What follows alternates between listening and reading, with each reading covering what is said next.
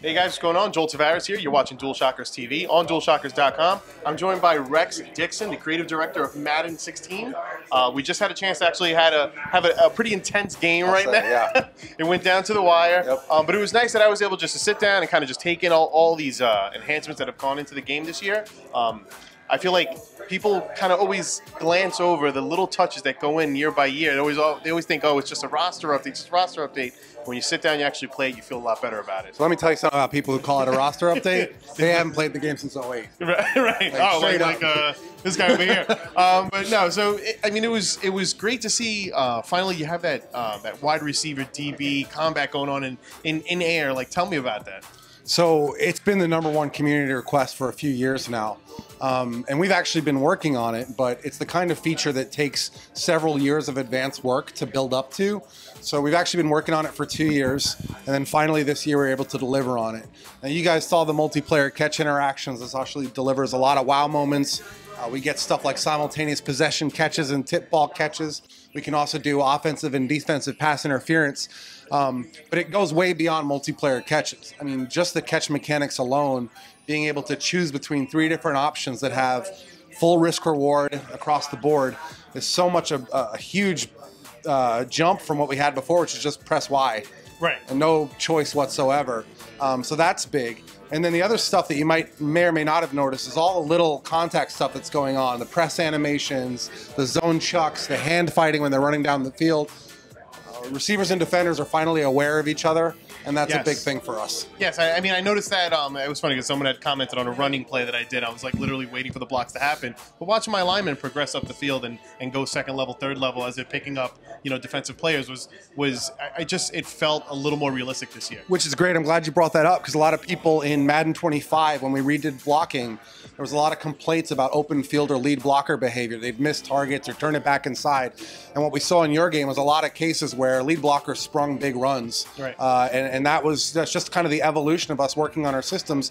When we introduce a system and people are unhappy with one aspect of it, we don't leave it behind and not work. We keep iterating on it. That's sort of the new mantra for Madden, is just keep iterating on the stuff you did, build on your foundation, and don't go all in on the new thing that year. You got to keep building on the stuff you introduced the last couple of years. Right, and speaking of going all in on a feature, a couple of years ago, I think it was right before 25, you had introduced that new physics-based system, and we even spoke about it off camera. Said, the first year was kind of rough. We had the ragdoll stuff going on. Last year, we saw a little more jankiness. This year, I did not see anything that was out of the ordinary. Yeah, we had to put a lot of work into that. I think, initially putting physics in a game like Madden was a very big, tall order. Right. And even just getting it in doesn't mean that you get it right. There's probably like 2 years of work around it once you get it in to clean it up, get it functional right.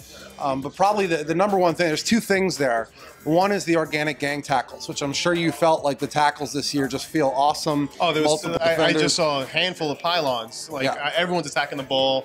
Multiple defenders engaging the ball. So that's a big part of it. But then the other part, which may not be noticeable to a lot of people, is how we clean up in post play. You don't see guys tripping and falling and doing pratfall trips over the pile. That's taken us a lot of work to get that system in.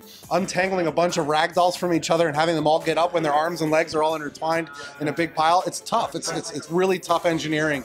But we worked on it for 2 years now. We feel like we got it to a really good place. It looks amazing.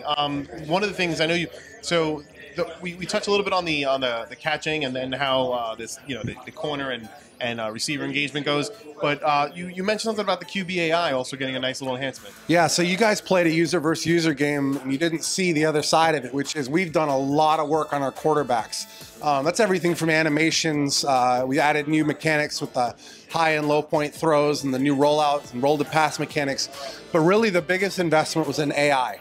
The community was complaining about a few different things. They were complaining there was no pressure awareness. Last year when we introduced jump to snap and the defensive line mechanics, people were getting 6-7 sacks a game, which isn't realistic. Right.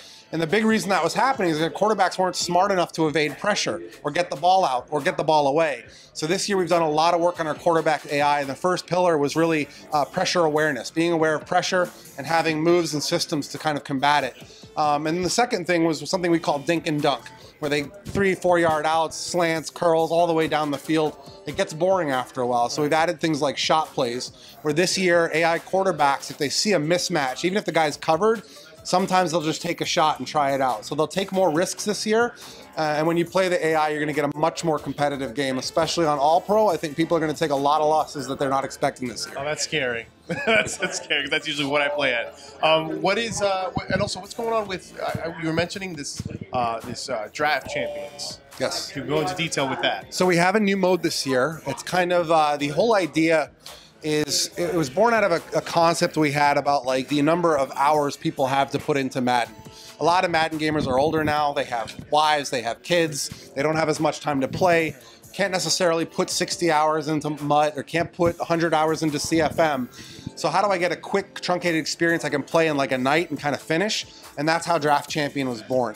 The concept is basically like Hearthstone, where you have multiple rounds to choose 3 cards. You choose one of those 3 cards and you build your team that way. So it's kind of like MUT in that you have a bunch of base players and several elite players who you draft. Then you take that team onto the field for a 4-game season. So you can basically finish it in 2 to 3 hours, and that's the whole idea. And you can redraft and play it again as often as you like.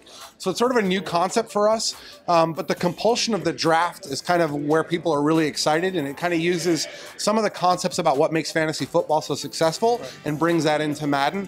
We're really excited about it, and the fan response has been great so far. I can't wait to see how it plays once we get it out there in the public. Nice. And you did welcome back one of a really fun feature from last year, which was Gauntlet.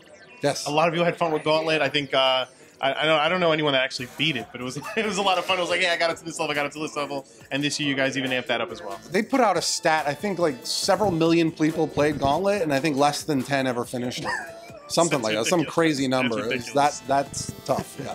But this year you guys are amping it up even more, though, right? Yeah. Skills Trainer is interesting. There's one guy who works on that whole mode. Yeah. His name is Danny Doberling, and he just sits there and just tirelessly. We spoke to Danny last year. Okay, great. He just comes up with crazy stuff, and there's even more. Like we did some Tiny Titan stuff this year in Skills Trainer.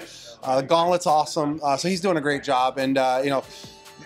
We don't want to also get away from the main point of Skills Trainer, which is teaching people football strategy. Not Madden, but actual real-world football strategy. That's the whole goal of Skills Trainer. We've added, I think, over 20 new drills this year and football concepts, so that mode's trucking along. It's funny because, you know, my buddy Al mentioned it when he was talking about NBA Live, and it's crazy to think how many kids actually will learn the sport through the game.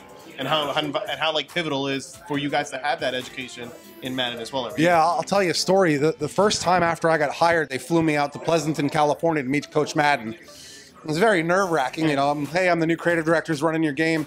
And, you know, he told me, he's like, when I started this game 20-something years ago, my vision was to use the game as a vehicle to teach people football.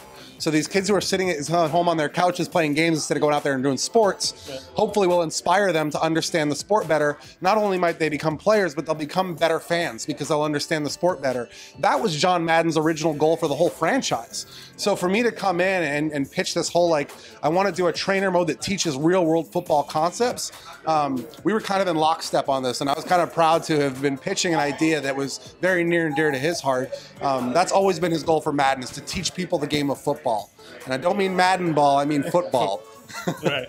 Well, that's awesome. I mean, obviously you guys, you achieve it, and year in and year out, you're adding more polish. This year, it feels, it sounds cliche to say it, but it's always getting better and better. And this year, this feels like a much tighter game than last year. And I don't know how you guys do it, but you do it. You pull it off every single year. Thanks, so, appreciate Rex, that. Thank you so much. Absolutely. Guys, Madden 16, it's probably less than a month out. August 25th, Madden 16 comes out. Well, there you go. Joel Tavares here. You're watching DualShockers TV on DualShockers.com.